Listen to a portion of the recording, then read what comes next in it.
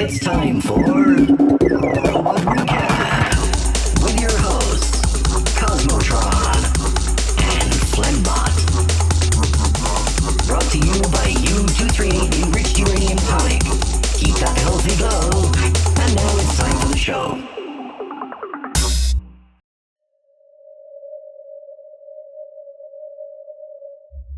Welcome, humanoids, to another episode of Robot Recap, a look at human existence and history.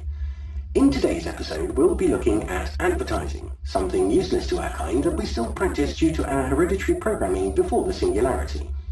Human beings were completely controlled and ruled by advertising, which played a large part in their extinction. Human misery pleases Flembot's pleasure circuits.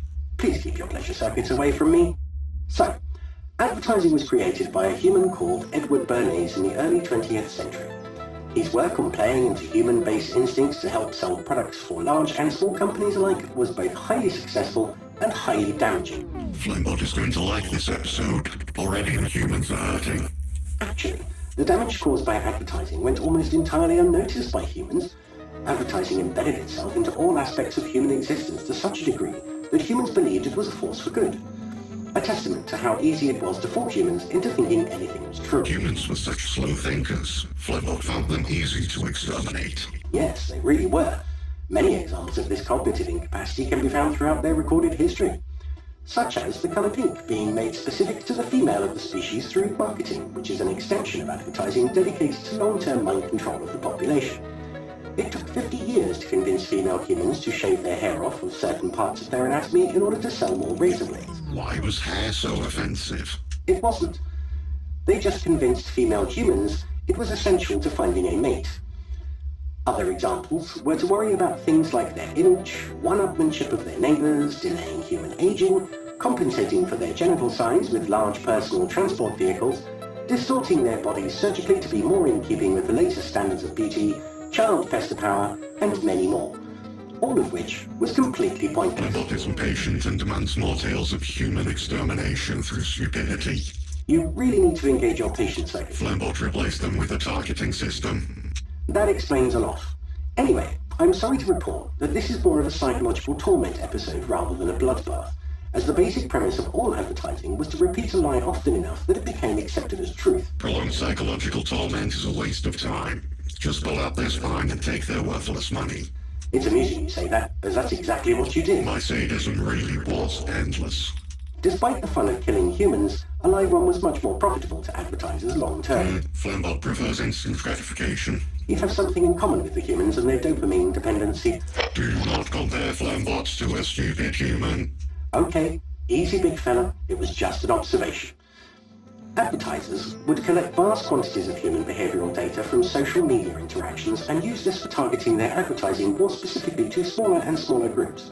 An example of this is the effectiveness by which they separated humans into demographic categories by generation.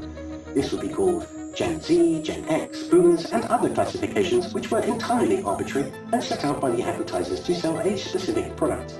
These were not based on any generational relationships or views in the real world. Yet humans would be proud of their designations and follow all stereotypes applied to them.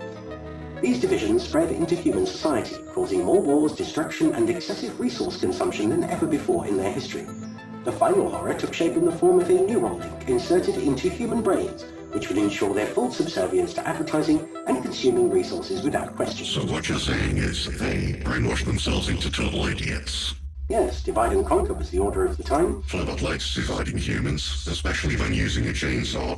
I'm not sure that's what they had in mind. Flembot's chainsaw was in many human minds. No, what I meant was that many humans lived in constant fear of each other. They should have feared Flembot more. Do you want to be here all day? Okay, get on with it. So, otherism made the human mind more malleable and suggestible. This allowed advertisers to create imaginary problems in order to sell their latest solution or miracle product.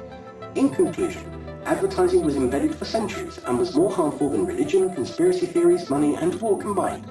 By playing on human base instincts and fears, they were completely successful in undermining all human progress and perceptions of reality. Flembot never stops being amazed at the human's incapacity for logic and self-preservation. Their stupidity and capacity for self-delusion seems to have had no boundaries.